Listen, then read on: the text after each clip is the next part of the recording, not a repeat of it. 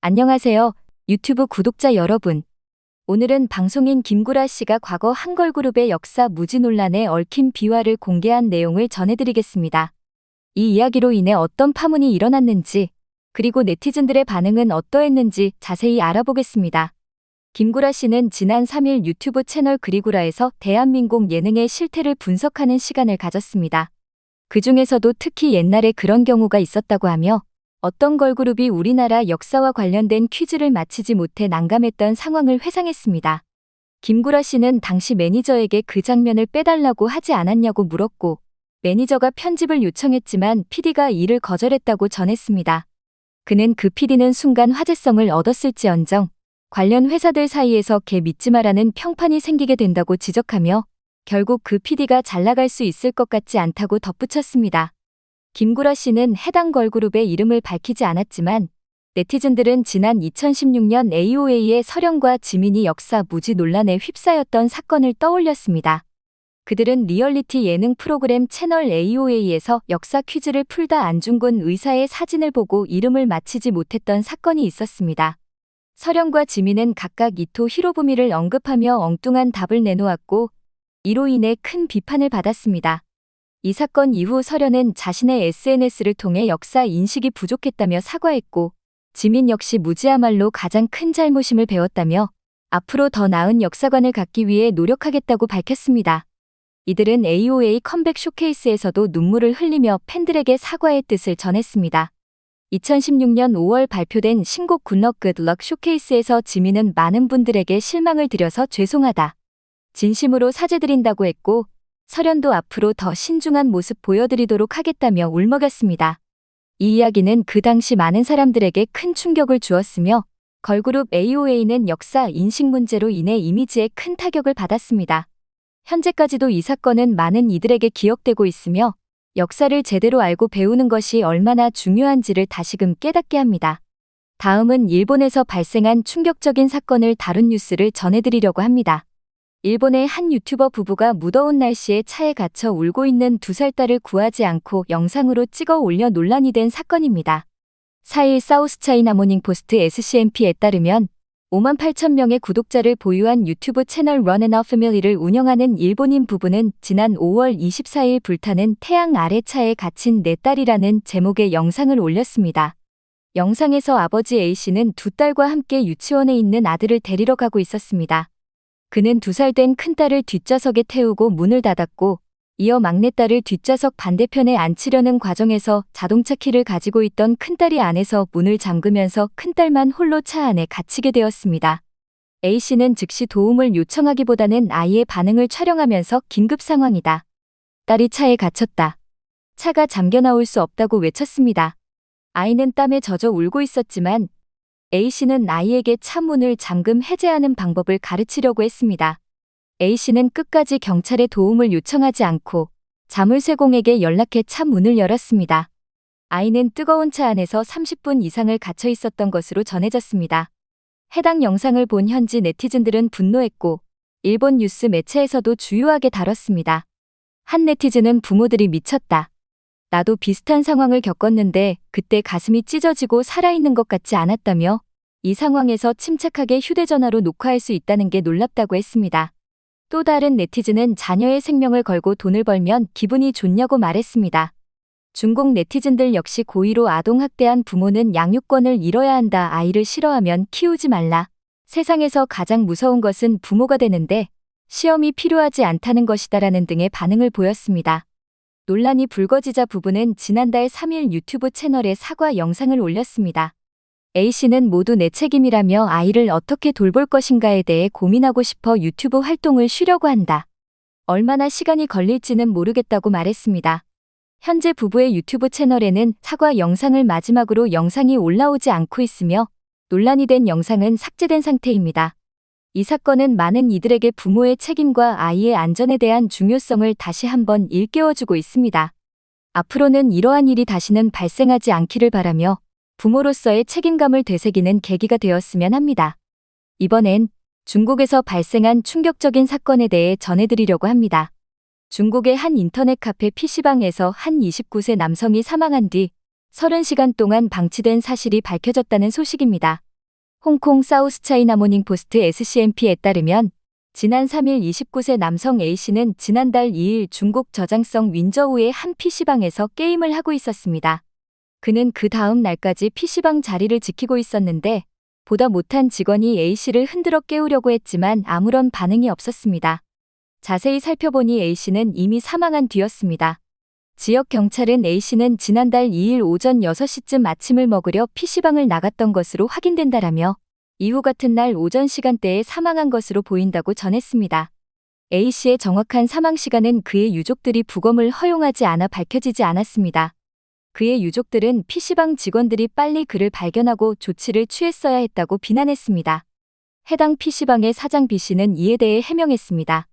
그는 종종 잠든 손님을 깨우면 되레 짜증과 화를 낸다라며 사건 당시 근무하던 직원 2명은 A씨가 그냥 쉬고 있다고 생각해서 깨우지 않았다고 설명했습니다.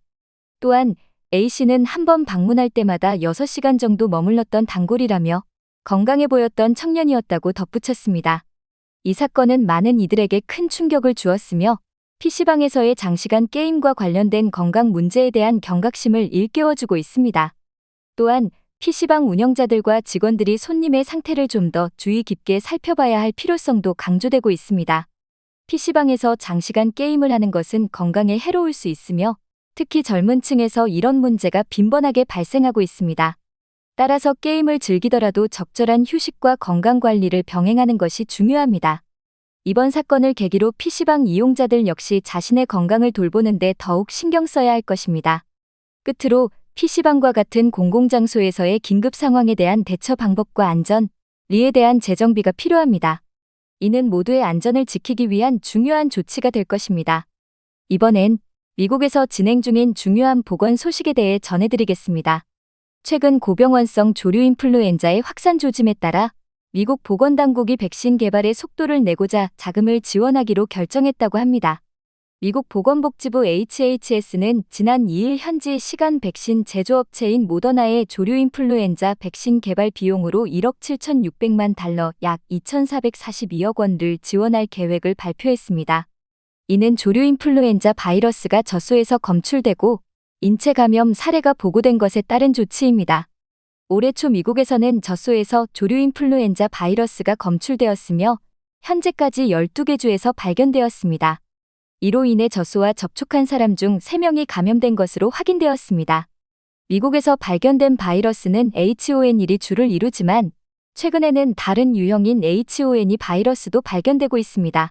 세계보건기구 WHO는 지난달 한 남성이 H5N2 바이러스에 감염된 후 여러 요인으로 인해 사망했다고 밝히기도 했습니다. WHO에 따르면 2003년 초부터 올해 4월 초까지 전 세계 23개국에서 889건의 인간 조류 인플루엔자 감염 사례가 발생하였으며 그중 463명이 사망하여 치명률이 52%에 달합니다. 이처럼 높은 치사율로 인해 우려도 큰 상황입니다. 로버트 레드필드 전 질병통제예방센터 CDC 국장은 고병원성 조류 인플루엔자가 사람에게 전염될 경우 사망률이 코로나19와 비교해 아마도 25%에서 50% 사이의 사망률로 상당하다고 말하며 고병원성 조류 인플루엔자가 대유행하는 것은 시간 문제라고 경고했습니다. 그럼에도 불구하고 미국 보건당국은 현재로서는 조류 인플루엔자의 위험도가 높지 않다고 판단하고 있습니다. 모더나는 코로나19 백신의 신속한 개발과 출시를 가능하게 했던 메신저 리보엑산 모나 기술을 이용해 조류 인플루엔자 백신을 이미 개발해 초기 단계 테스트 중인 것으로 알려졌습니다. 미국 보건당국이 지원하는 자금은 초기 연구 결과가 긍정적일 경우 내년의 후기 단계의 임상시험을 포함해 백신을 계속 개발하는 데 사용될 예정입니다. 한편 한국 정부도 조류 인플루엔자 백신 도입을 검토 중이라고 밝힌 바 있습니다. 이는 한국도 조류 인플루엔자의 확산 가능성을 염두에 두고 대비책을 마련하고 있다는 뜻입니다. 이처럼 전 세계적으로 조류 인플루엔자에 대한 대비와 대응이 강화되고 있는 상황에서 백신 개발의 중요성은 더욱 부각되고 있습니다. 여러분도 이와 같은 정보를 통해 건강과 안전에 대한 경각심을 높이시길 바랍니다.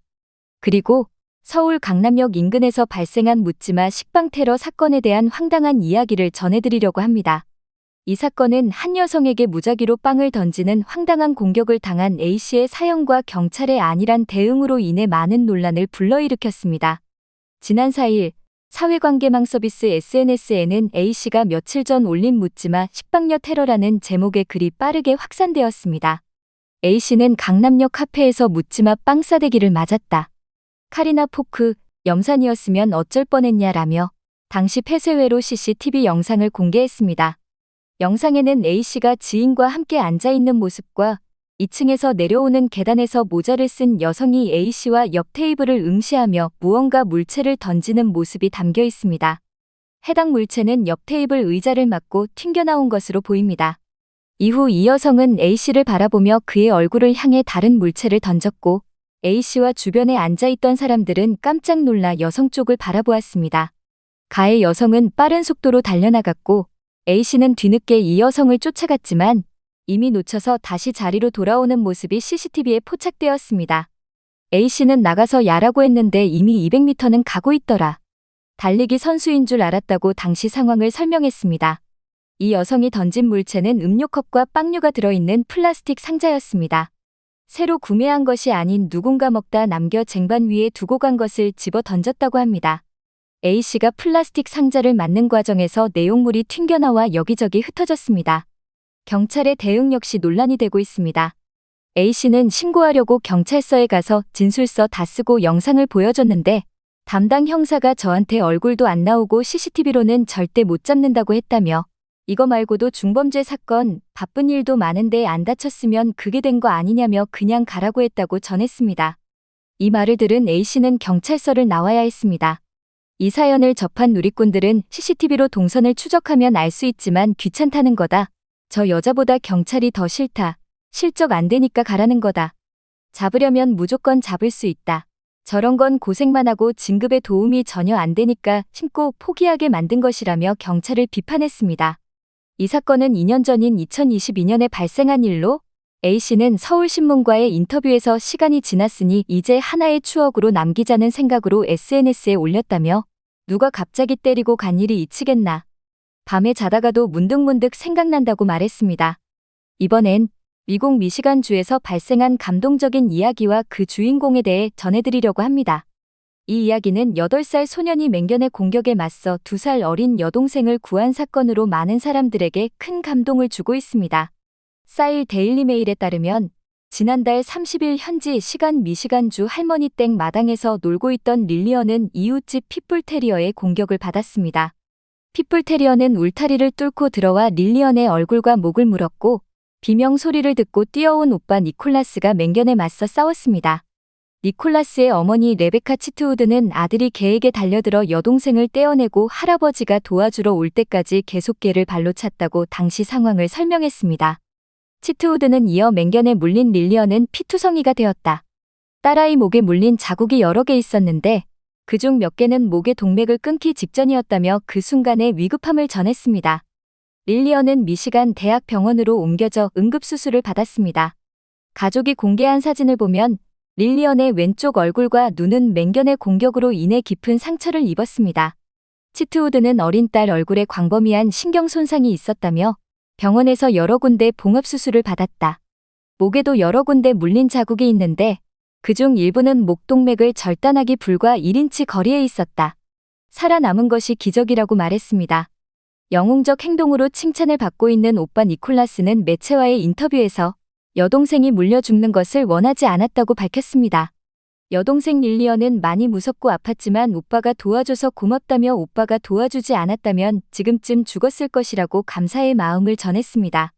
이 사건은 많은 사람들에게 큰 감동을 주었고 특히 니콜라스의 용기와 사랑은 많은 이들에게 귀감이 되었습니다. 미시간 동물관리국은 릴리언을 공격한 핏불테리어를 안락사시켰습니다. 이 이야기는 가족의 사랑과 용기가 어떻게 큰 위기에서 사람들을 구할 수 있는지를 보여주는 감동적인 사례입니다. 앞으로도 니콜라스와 릴리언 가족에게 좋은 일만 가득하길 바랍니다. 마지막으로 영국 런던에서 발생한 충격적인 사건에 대해 전해드리려고 합니다. HMP 원주워스 교도소에서 한 여성 교도관이 남성 수감자와 성관계를 갖는 모습이 영상으로 유출되어 큰 논란을 일으키고 있습니다. 이 사건은 영국 데일리메일과 더선 등 현지 언론에 의해 보도되었으며 기혼 여성 교도관 린다 드소자 아브루 30가 공직 비리 혐의로 체포되면서 밝혀졌습니다. 그녀는 지난달 28일 메트로폴리탄 경찰에 체포되었습니다. 문제의 영상은 감방 동료가 휴대전화로 촬영한 것으로 알려졌습니다. 해당 영상은 외부로 유출되었고 온라인을 통해 빠르게 퍼지면서 많은 이들에게 충격을 주었습니다. 영상에는 원주워스 교도소에서 제복을 입은 여성이 신원이 확인되지 않은 수감자와 성관계를 갖는 모습이 담겼으며 이를 촬영하는 동료 수감자의 목소리도 함께 녹음되었습니다. 수감자는 영상을 찍으며 여러분, 우리가 역사를 만들었다. 이게 내가 너희에게 말하고 싶은 거야 라고 말했습니다. 이 충격적인 영상이 언제 촬영되었는지는 아직 밝혀지지 않았지만 경찰은 영상을 접한 후 즉각 수사에 착수했습니다. BBC에 따르면 영국 내 교도소들은 심각한 과밀 상태와 해충 및 벌레 문제로 골머리를 앓고 있으며 수감자들 간의 빈번한 폭력 사태도 큰 문제입니다. 이런 상황에서 교도관과 수감자 간의 충격적인 성관계 영상까지 공개되어 영국 사회에 큰 충격을 던져주고 있습니다. 원주워스 교도소 대변인은 직원들의 부패는 용납되지 않으며 해당 영상 속의 전직 교도관은 경찰에 신고됐다며 수사 과정에 대해 더 이상 언급하는 것은 부적절하다고 밝혔습니다. 한편 포르투갈 국적의 아브루는 히드로 공항을 통해 마드리드로 가는 비행기에 탑승하려다가 공항에서 체포되었으며 여권을 압수당했습니다. 조건부 보석이 허가된 아브루는 오는 29일 열리는 재판에 참석할 예정입니다. 이 사건은 많은 이들에게 교도소 내의 문제와 함께 공직자들의 비리에 대한 심각성을 다시 한번 일깨워주고 있습니다. 앞으로 이 사건이 어떻게 진행될지 그리고 영국 교도소 시스템이 어떻게 변화할지 주목됩니다.